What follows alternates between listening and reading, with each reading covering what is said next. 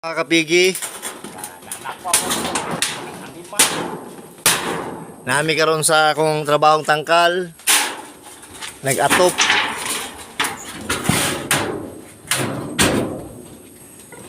O salamat kayo sa akong panday mason nga nag-atop sa karon, no. Bye-bye. Babay ng Shane. Nani sa karon din sa akong tangkal karon. May lain kauban akong kuan.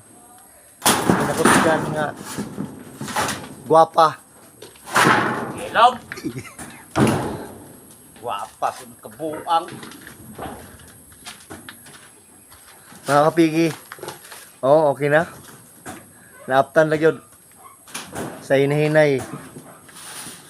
Pagpaningkamot ka para matrabaho ning tangkala.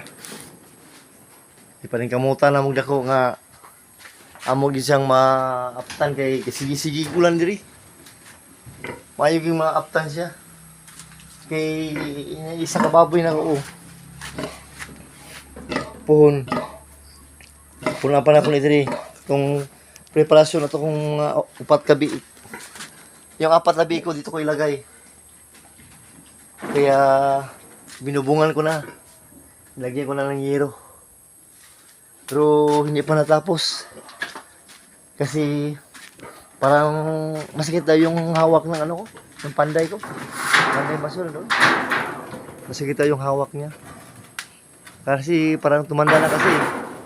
Ganun talaga pag tumanda na tayo, masakit yung ano natin, baywang. Kaya pinagsikapan namin matapos ko ngayong araw. Ito na, mga 3 yero, tapos na to. Yun, no?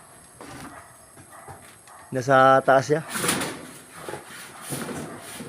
At sana rin matapos to. Para malagyan ko na ng mga inahin dito.